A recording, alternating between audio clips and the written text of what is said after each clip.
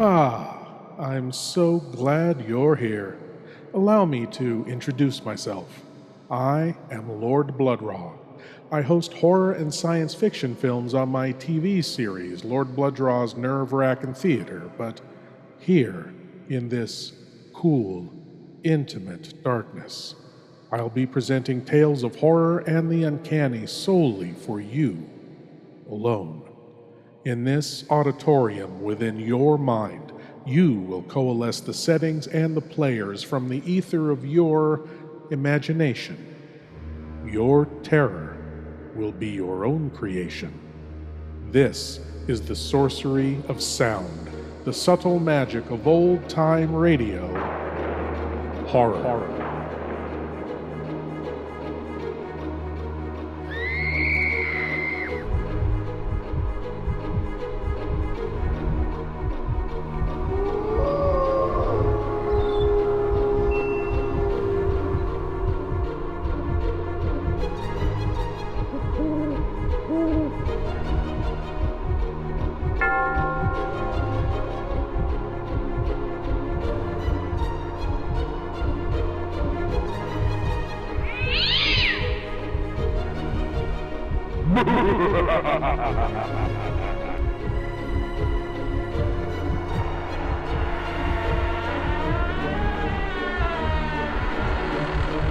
Please leave your eyes at the door.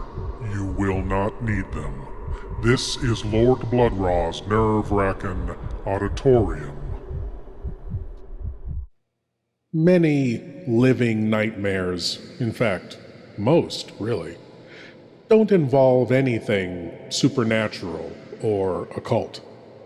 They stem from the most natural impulses and actions humans experience, mixed with a very human lack of common sense. And the most effective solvent of common sense is lust. Here, from Suspense, comes a tale with a title that also happens to be words to live by. Never steal a butcher's wife.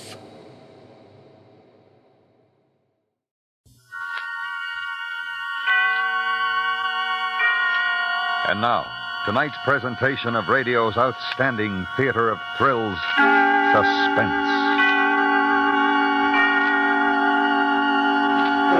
Tonight, the story of a supermarket and a young man who finds that after closing time, once the daily bustle is stilled, this very ordinary store becomes a place of danger and terror absolute. So now, with Hy Averback as Harry, here is tonight's suspense play, Never Steal a Butcher's Wife.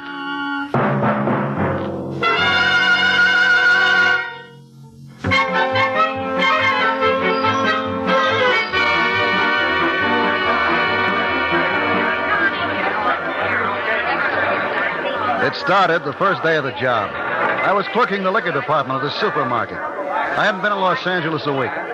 My brother, when I left New York, had given me this letter to a friend of his, a guy who owned a string of these supermarkets. The letter was about could he use me, I was a good fella, he could count it a favor, you know.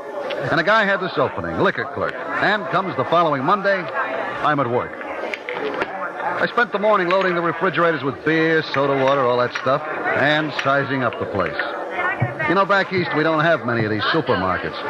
There was the vegetable department run by a nice little dark guy, and there was a delicatessen that was run by an old geezer and his frau. There was a bakery department and meat department, and, of course, the groceries. No clerks. You pushed a little cart around and helped yourself. To get out, you passed the cash register, and the girl loaded your stuff, rang up the price. My, surveillance of the place had reached the girl who checked the groceries when the trouble started. She was looking at herself in a little mirror and putting on some lipstick. Her back was to me. I see her stop putting on the lipstick, but still looking at the mirror. I see her eyes in the mirror. And then she turns around very slowly and looks at me. Just looks at me. She must have been 50 feet away at the least and with customers between us. But it was like we were all alone. The two of us. On a beach somewhere. An empty beach. I should have looked away. I should have winked and forgotten it. I should have gone on stacking beer and thinking about how to be a success. That's what I should have done. What I did do was I stood right there and locked eyes with her for I don't know how long. And all the time I was looking at her, I was sending her mental telegrams. Hey. You and me, baby. Hey, you. You and me. Hey. You and me, baby. Hey, what's the matter? Asleep on your feet? Huh?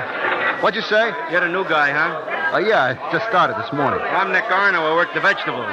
Harry Carr, pleased to know you. Yeah. Get 2 bottles of cold beer? Sure.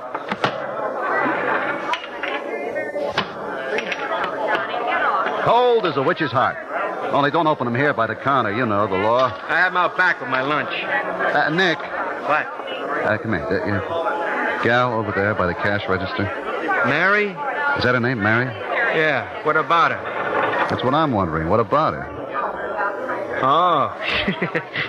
No soap. She's married. You kidding? You see that big guy over there with the knife? The butcher? Yeah? You ask him if I'm kidding. Well, who's he? Her husband. Oh. See you.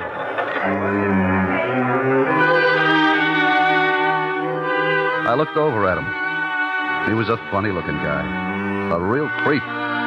He stood there sharpening a tremendous big cleaver, whistling to himself. He had on a hard straw hat and a white apron. He had those rimless glasses with thick lenses so that his eyes looked like baseballs. When he saw I was looking at him, he nodded and went on whistling and stropping. A real creep. Later on, I watched him softening up some sort of steaks. He had a big steel mallet with points on it, and he was whanging away at this meat like a pile driver. And I watched him grinding, and slicing, and quartering, sawing the bones off some of the cuts. And always those eyes like baseballs, and that teeny little mouth lost in the big red face, whistling. And I looked over at her, and she was giving me the eye again.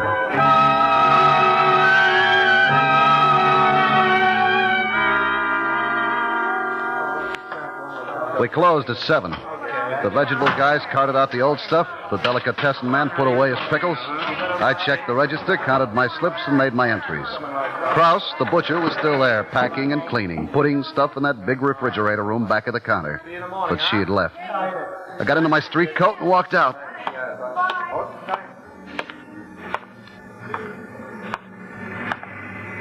Hello. She was standing looking at the shoe display a couple of doors down from the market. I said hello. Don't you say hello wherever it is you come from? Well, sure. Hello. You taking the bus? Yeah? Which way do you go? Down to Western. Oh, I'm going that way. I'll drive you. No, I don't think you'd better. What's the matter? I wouldn't want to trouble you. No trouble. Come on. I'm parked right here. What about Mr. Krause? Oh, he'll be there an hour yet. He takes the bus. Oh. Come on. Well, come on. Don't be afraid.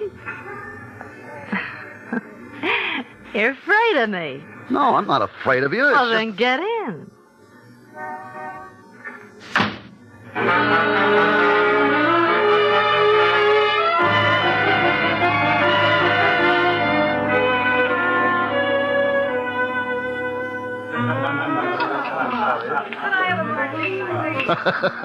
So all day long, I'm pushing liquor at them. Now they're pushing it at me. Oh, you're cute, Harry.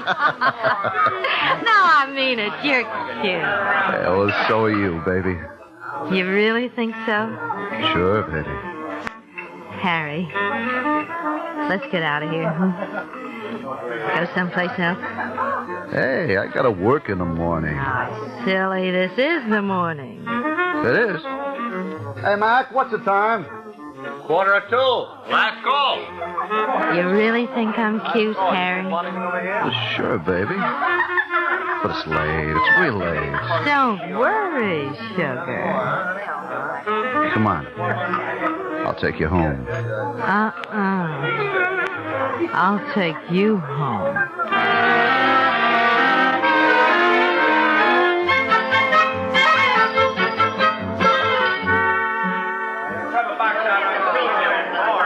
Of course, I felt lousy the next morning. I'm not much of a drinker.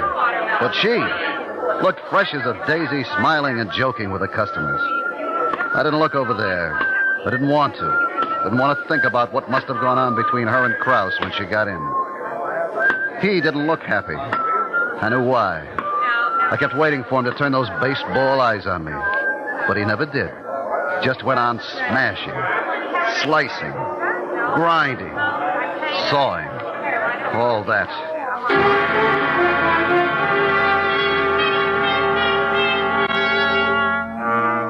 When I came out that night, she was there. I tried to disregard her. Harry. But she said she had something very serious to talk over. And the way she said it, well, I got in the car again.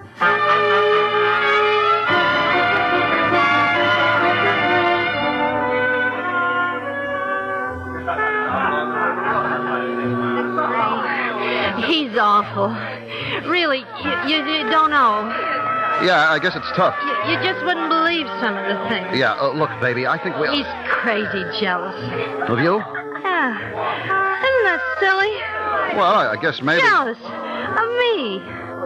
Or should I say, of you. Me?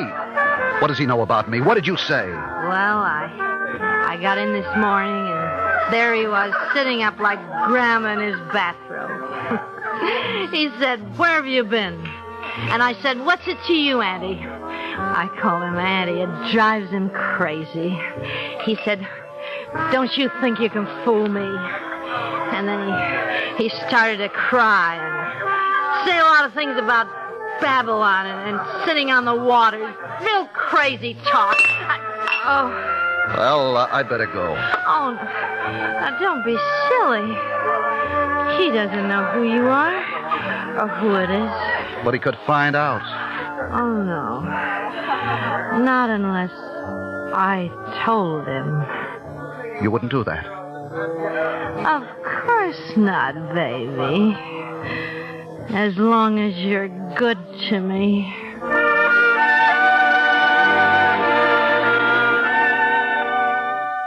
The next night, I stayed in the market. I was scared. Didn't want any more of that. I did inventory. I counted bottles. I cleaned the refrigerator. I changed the water in the soft drinks cooler. I kept busy. Across the market, Krause was moving around, cleaning up. And after a while, he took off his apron and his straw hat, and he came over. Hello, Mr. Krause. Yeah. Give me a bottle of beer. Sure thing. It's all right to drink it here? Well, sure. We're closed, ain't we? Yeah. Well, here's an opener. Thank you.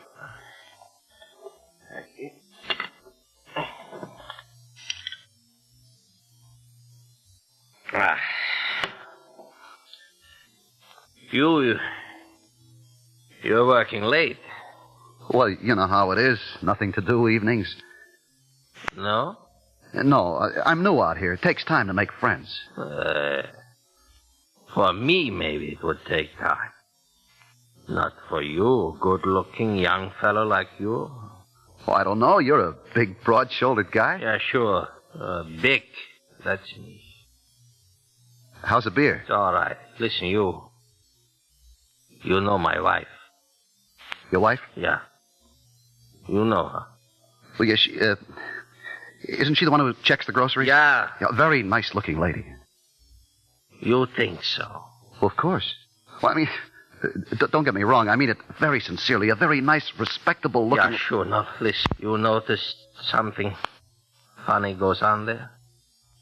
Funny? Somebody's playing around with her. I want to find out who. With her? You wouldn't believe that, would you? No, I should say not. Listen, do me a favor, huh? Sure. What? You keep your eyes open, huh? I will, Mr. Krause. I promise you. I find that guy. I find out who he is if it takes a year. Then I kill him. Good night. Good night.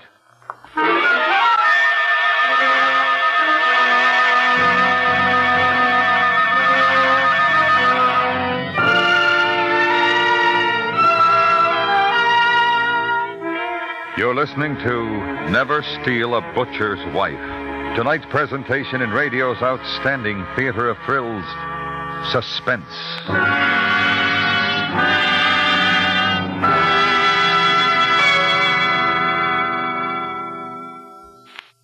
There are all kinds of tales of suspense, and you'll find an exciting one when you listen to the latest Perry Mason story on CBS Radio tomorrow. He's the debonair lawyer detective whose exciting cases come your way Monday through Friday, daytimes, on most of these stations. This week, listen to Perry Mason try to help a damsel in distress. And now, we bring back to our Hollywood soundstage Hy Averback in tonight's production of Never Steal a Butcher's Wife, a tale well calculated to keep you in suspense.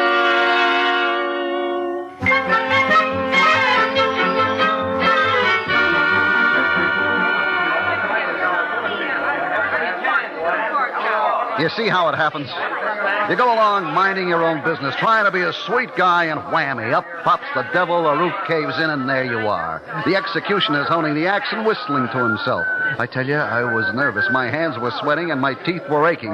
If it hadn't been for needing that job bad, if it hadn't been for that, I'd have put on my coat and hightailed it out of there butt fast. It was a situation. And Mary's looking over at me every now and then, giving me the big eyes. Yeah, the heck with you, baby. Get yourself another boy. And Krause is looking over and raising his eyebrows. Do I know who it is yet? Then I'm making a long face and shaking my head. And then Nick, the vegetable man, comes over. I see you didn't understand what I told you the other day. What's that, Nick? About Mary. I told you she was a married woman. What are you talking about? I seen you, the both of you, coming out of a bar the other morning. You're nuts. Don't pull a hard face with me, Harry. I ought to tip Krause off to what's going on. Nick, be a good guy, will you? Be a good guy. I'm telling you, you better be a good guy and leave the butcher's wife alone if you know what's good for you. I will, Nick. I will. I swear it was a mistake, that's all. Yeah. So be a good guy, Nick. Forget about it, huh? This once okay, but you do it again, you get what's coming to you. Sure, Nick. Sure thing. I'm not just talking.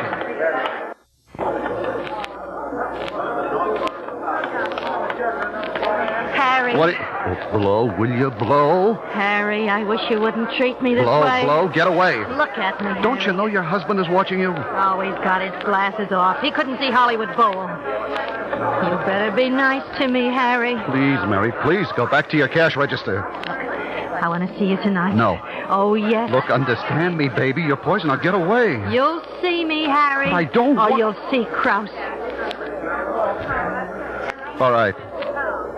Where? I'll be parked around the corner.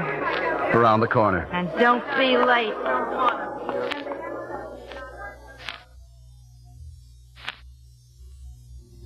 Oh, look, now stop being silly and get in. Look, can't you understand? I don't want any trouble. What are you so afraid of? Trouble!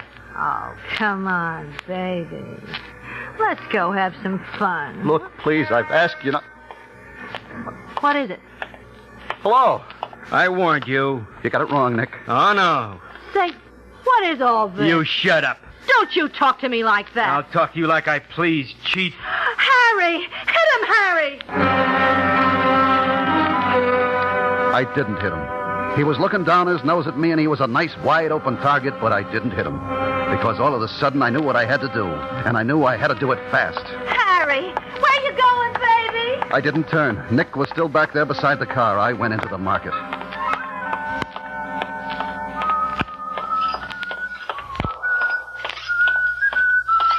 Mr. Krause. Yeah. What? I found out. What? I can't hear you, what? I said I found out. I found out who it is. Who? Who? Nick. A vegetable man? Yeah. A vegetable man. Now, look, Mr. Krause, I knew yesterday, but I didn't want to get him in trouble. I told him to lay off, but he said nuts. He said if I opened my mouth, he'd tell you it was me, that I was the one.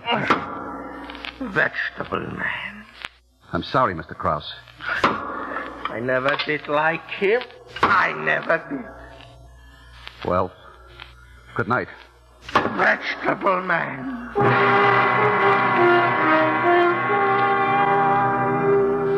I I took a fifth of Old Smuggler home with me. No dinner.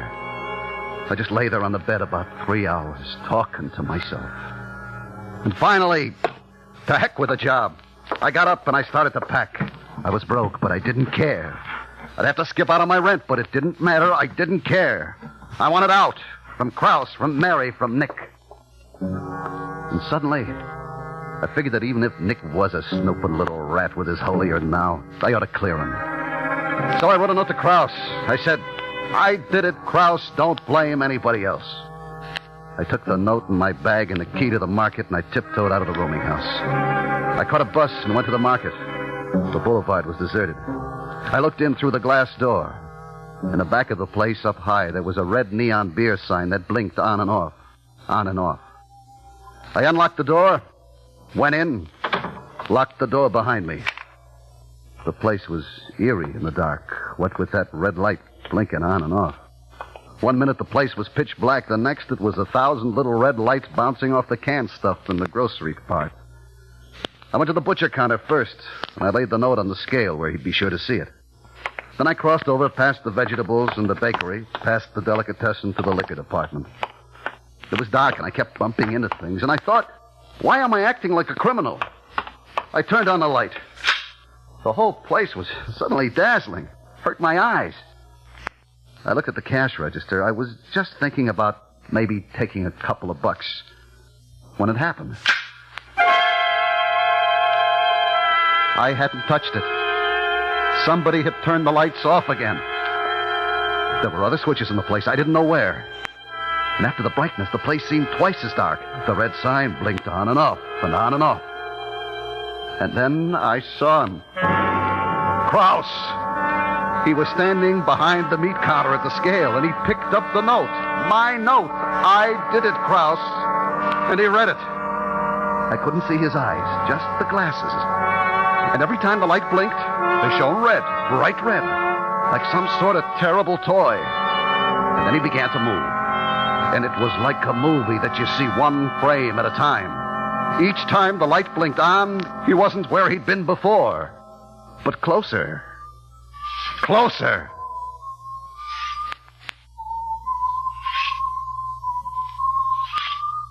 Krause? Mr. Krause? Oh, no. No. No, Mr. Krause! Those red glasses kept coming at me. I edged toward the vegetables, and he moved too. I moved the other way, toward the groceries. There was a railing. I climbed over it, and I was in one of the long, narrow aisles of cans and bottles. The stuff was piled head high. I waited, hoping maybe he didn't see me. But he did. I hid behind a tower of dog food boxes. He sounded 30 or 40 feet away. I waited.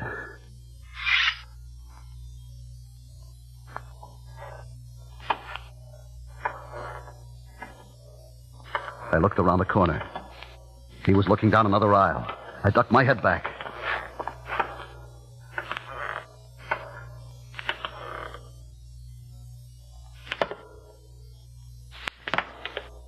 I couldn't understand that sound. I looked again. The aisle was empty. In the center where Krause had stood were his shoes. He'd taken them off. Well, very quietly, I bent and took mine off, too. And I began to tiptoe away from where I'd seen him. And then I rounded a corner, and there he was, not 2 feet away, with his back to me. And I lost my balance, and I put my hand out to steady myself. The whole display went over. I ran. And then I was at the end of an aisle, and there was the wall, the back wall. And I turned, and he was coming straight at me. My hand touched something cold, a bottle. I grabbed it. It was ammonia. Krause! Krause, get back, Krause, or I'll blind you. Krause, I warn you, I swear I will. Krause, I've got ammonia here. I'll blind you if you come any closer, Krause.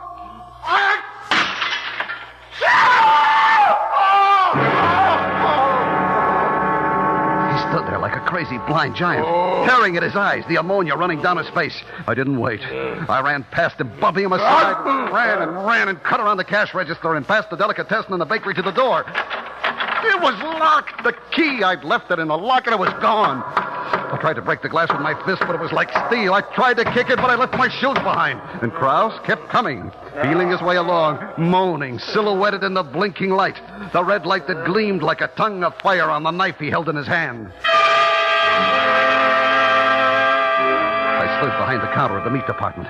Under my feet, the sawdust. I bent, scooped up a handful. His face was awful, twisted and gleaming in the blinking red light. His glasses were gone and his eyes were screwed tight shut in pain. He stopped 10 feet away, swaying. Then he opened his eyes, opened them as wide as he could, and moved his head from side to side, trying nearsightedly to see me. And then his head stopped moving, and holding it sideways, using one eye to see me. He came on, the knife held way back. And I waited. And I let fly with the sawdust and jumped to one side, my back against the wall, and he twisted and skidded in the sawdust, and he fell. And then he was very still for a moment. I waited, backing. He rose to his knees. In the blinking light, I saw the knife. He'd fallen on it. It was sticking out of the middle of his chest. Krause! Then, very slowly, he got to his feet. One hand over the place where the knife was. And then he started toward me again. There was a rack over the chopping block. He reached up and got a cleaver. I backed. Behind me, I felt a large, cold handle. The door to the meat storage room. I heaved it open.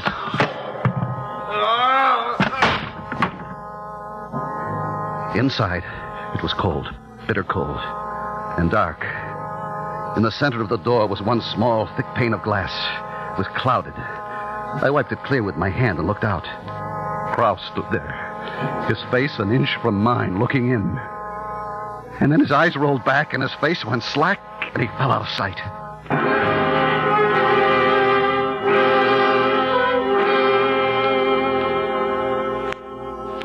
He was dead. I was sure of it. Now I felt around in the dark for the knob, but I couldn't find it. I felt the door from the top to the bottom. There were bars and bolts and something that felt like a handle, but it wouldn't move. I heaved and tugged, but it wouldn't move. There was a knife on the slab there, a butcher knife. I felt around the door for a crack, slipped the knife in and twisted.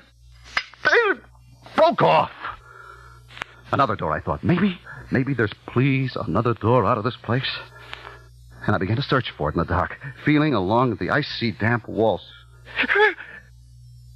I walked under something cold that moved when I touched it. Side of beef, but no door. I moved farther. Another icy cold thing. And I moved on. Came up against another. Cold as the rest. But I'm crazy. I know it. I'm crazy.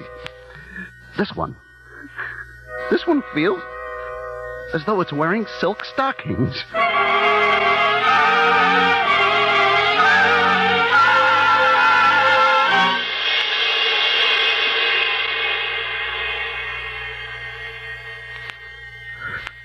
So here I am. It's awfully cold. Cold as a witch's heart. Cold as a tomb. This thing I have in my hand, this knife handle, I wish it had a blade. I know what I'd do, I know. But it hasn't. Anyway, I'm innocent of anything. They'll believe me. They will. There's a letter outside on the scale. It says, I did it, Krause. Don't blame anybody else. And there's my suitcase. That'll prove I meant to go away and not to cause anybody a hard time. And there's... Oh, the time goes slow.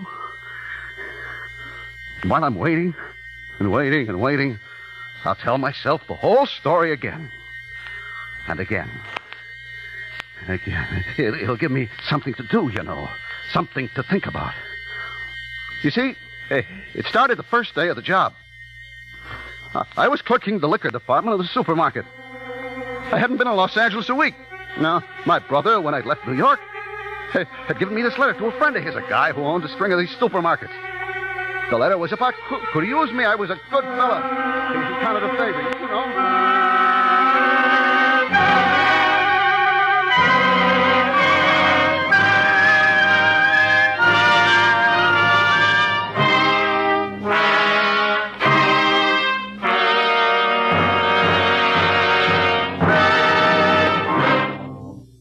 Suspense, in which High Averback starred as Harry in James Poe's story, Never Steal a Butcher's Wife.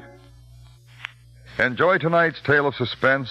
Well, there's a different kind of suspense on CBS Radio's Monday through Friday daytime serial, The Brighter Day. This week, Reverend Dennis and his family are the targets of a vindictive plot. Find out what happens. Listen to The Brighter Day tomorrow and every weekday on most of these stations.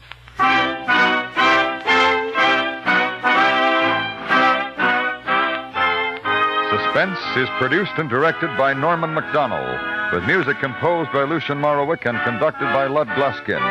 Never Steal a Butcher's Wife was written for Suspense by James Poe and starred High Averback as Harry. Featured in the cast were Paula Winslow, Jack Crucian, and Lawrence Dobkin.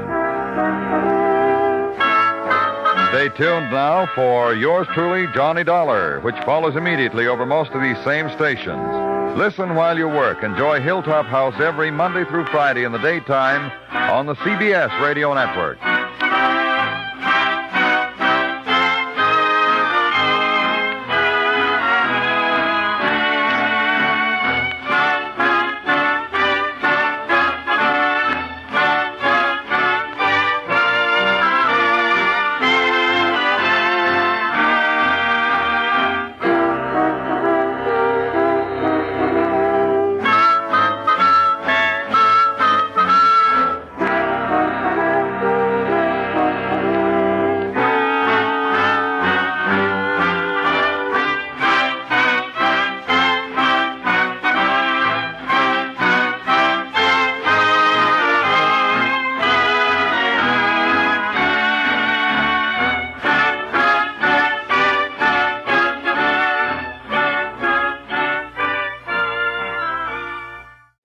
You see, no ghosts or beasties, no otherworldly interventions or paranormal goings-on, just a guy and a gal and an insanely jealous husband with a large collection of meat cleavers.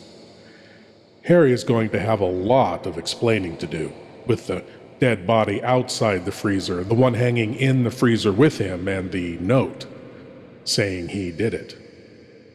He's going to have a lot of explaining to do, assuming he survives the long, long, cold night.